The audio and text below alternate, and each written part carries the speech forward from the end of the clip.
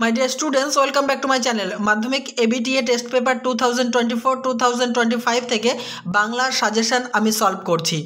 আজকে আমি তোমাদের 1023 পেজে এবিটিএ টেস্ট পেপারের 1023 নম্বর পেজে পথের দাবি গল্পের যে শর্ট কোয়েশ্চেনগুলি রয়েছে সেগুলি সলভ করব। চলো দেখে নিই আজকের গুরুত্বপূর্ণ ক্লাসটি। এর আগে যে সমস্ত সলভ করে দিয়েছি সেগুলি দেখার জন্য টেস্ট পেপারের যে পেজগুলি আমি সলভ করেছি তার প্লেলিস্টে চলে যাও, পেয়ে যাবে। প্রথম প্রশ্ন, অপূর্ব মুগ্ধ হইয়া সেই দিকে চাহিয়াছিল। অপূর্ব কি দেখে মুগ্ধ হয়েছিল?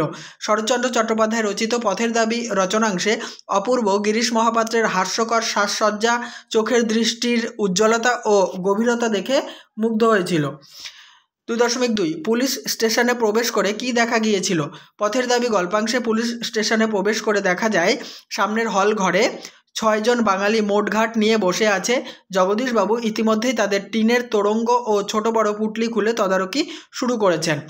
2.3 কারা কেন রেঙ্গুনে চলে এসেছিল? পথের দাবি রচনাংশে বর্ণিত উত্তর ব্রহ্মে বর্মা অয়েল কোম্পানির তেলের খনির কারখানায় মিস্ত্রি হিসাবে কর্মরত জন 6 বাঙালি সেখানকার জল হাওয়া সহ্য না হওয়ার কারণে চাকরির উদ্দেশ্যে রেঙ্গুনে চলে এসেছিল। 2.4 লোকটি কাশিতে কাশিতে আসিল। লোকটিকে? পথের দাবি গল্পাংশে আলোচ্য অংশটিতে লোকটি হলেন গিরিশ মহাপাত্র। নেক্সট প্রশ্ন, কি দেখে মনে হয়েছিল সংসারের মেয়াদ তার বোধ করি বেশি দিন নেই? গিরিশ মহাপাত্র তার ক্ষীণ শরীরের জন্য একটু কাশির পরিশ্রমেই এমনভাবে হাঁপাচ্ছিল যে দেখে মনে হচ্ছিল সংসারের মেয়াদ বোধ হয় তার আর বেশি দিন নেই। 2.6 অদ্ভুত দুটি চোখের দৃষ্টি। চোখের দৃষ্টির পরিচয় দাও। গিরিশ মহাপাত্রের চোখের দৃষ্টি বড় অদ্ভুত। সেই চোখ ছোট কি বড়, টানা কি গোল, দীপ্ত কি প্রবাহীন, এর বর্ণনা দিতে যাওয়া বৃথা। অত্যন্ত গভীর জলাশয়ের মতো কি যে তাতে আছে সেখানে খেলা চলে না। 2.7 গিরিশ মহাপাত্রের ট্যাঁকে ও পকেটে কি ছিল? এই যে ট্যাঁকে বানানে না, এখানে একটা চন্দ্রবিন্দু হবে, এটা টাইপিং মিস্টেক হয়েছে। গিরিশ মহাপাত্রের ট্যাঁক থেকে একটা টাকা ও গন্ডা 6 পয়সা বের হয়েছিল এবং পকেট থেকে একটা লোহার কম্পাস, মাপ করার কাঠের একটা ফুট রুল, কয়েকটা বিড়ি, একটা দেশলাই ও গাজার একটা কলকে বের হয়েছিল। 2.8 তবে এ বস্তুটি পকেটে কেন? সে কি উত্তর দিয়েছিল? পথের দাবি গল্পের আলোচ্য অংশে বস্তুটি অর্থাৎ গাজার কলকে পকেটে কেন এর উত্তরে গিরিশ মহাপাত্র জানায় তিনি গাঁজা খান না, পথে কুড়িয়ে পেয়েছেন, যদি কারো কাজে লাগে তাই তুলে রেখেছেন। 2.9 বুড়ো মানুষের কথাটা শুনো। কোন কথা? বুড়ো মানুষ অর্থাৎ পুলিশ অফিসার নিমাই বাবুর গিরিশ মহাপাত্রকে বলা গাঁজা না খাওয়ার কথাটি শুনতে বলা হয়েছে। 2.10 লোকটিকে আপনি কোনো কথা জিজ্ঞেস না করেই ছেড়ে দিন। কেন? অপূর্বের কথা অনুযায়ী নিমাইবাবু সব্যসাচী নামক যে বিপ্লবীকে খুঁজে চলেছেন তিনি গিরিশ মহাপাত্র নামক এই হাস্যরসিক ব্যক্তি হতে পারেন না, তাই তাকে অপূর্ব ছেড়ে দিতে বলেছেন। 2.11 এ শহরে আরও কিছুদিন নজর রাখা দরকার। কেন? পুলিশ অফিসার নিমাইবাবুর মতে তারা যে সব্যসাচী নামক বিপ্লবীকে খুঁজে চলেছেন তিনি বর্মায় এসেছেন এ খবর সত্য, তাই এ শহরের প্রতি আরও কিছুদিন নজর রাখতে বলেছেন। 2.12 সমস্ত যাইতে পারিত, কেন যায়নি? অপূর্বের ঘরের সমস্ত জিনিসপত্র চুরি যায়নি, তার কারণ অপূর্বের ঘরের উপর তলায় বসবাসকারী খ্রিস্টান মেয়েটি চোরের হাত থেকে সেগুলি রক্ষা করেছেন। 2.13 তেওয়ারি ঘরে ছিল না, কোথায় গিয়েছিল? তেওয়ারি বর্মা নাচ দেখতে ফয়ায় গিয়েছিল। 2.14 ইত্যবসরে এই ব্যাপার। কোন ব্যাপারের কথা বলা হয়েছে?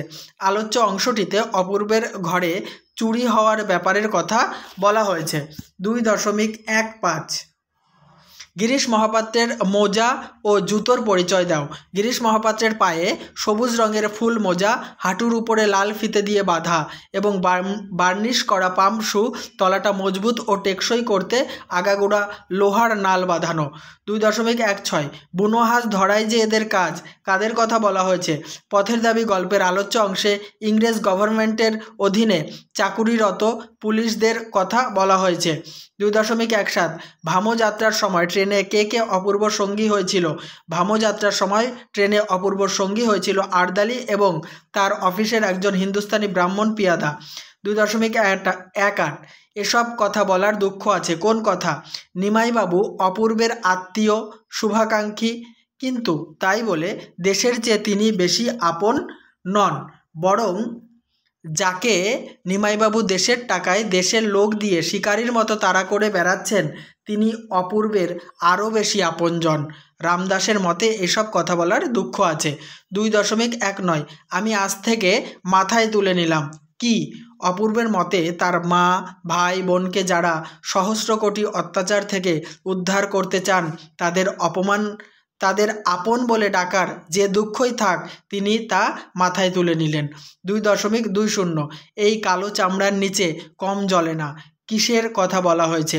প্ল্যাটফর্মে অপূর্ব বিনা দোষে ফিরিঙ্গি ছেলেদের দ্বারা আক্রান্ত হলে সেই অন্যায়ের প্রতিবাদ করতে যখন তিনি সাহেব স্টেশন মাস্টারের কাছে যান, কেবলমাত্র ভারতীয় বলেই দেশের স্টেশন থেকে কুকুরের মতো অপূর্বকে তিনি তাড়িয়ে দেন।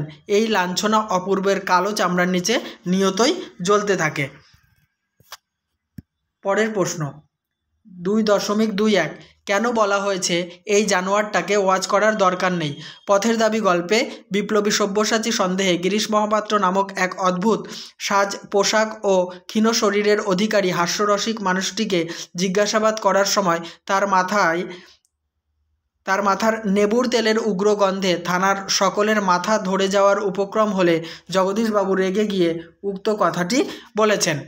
2.22 সব অফিসেই গোলযোগ ঘটছে। কোন কোন অফিসের কথা বলা হয়েছে? ভামো অফিসের অন্তর্গত ম্যান্ডালে, মিথিলা এবং প্রোম এই অফিসগুলিতে গোলযোগ চলছে। 2.23 ইহা যে কত বড় ভ্রম! কোন ভ্রম? ভামো যাত্রার সময় ট্রেনের প্রথম শ্রেণীর যাত্রী হিসেবে অপূর্বের ধারণা ছিল যে তার ঘুমের কেউ ব্যাঘাত ঘটাতে পারবে না, কিন্তু কয়েকটা স্টেশন যাবার পরেই অপূর্ব বুঝতে পারে যে এটা তার বড় ভ্রম। নেক্সট প্রশ্ন 2.24 তুমি তো ইউরোপিয়ান নও, কেন এই উক্তি? ভামো যাত্রার সময় ট্রেনের প্রথম শ্রেণীর যাত্রী হিসেবে অপূর্বের ধারণা ছিল তার ঘুমের ব্যাঘাত কেউ ঘটাতে পারবে না, কিন্তু বর্মা সাব ইন্সপেক্টর সাহেব রাতে তাকে 3 বার ঘুমের ব্যাঘাত ঘটিয়েছেন। তাই বিরক্ত হয়ে অপূর্ব প্রতিবাদ করায় সাব ইন্সপেক্টর সাহেব উক্ত কথাটি বলেছেন।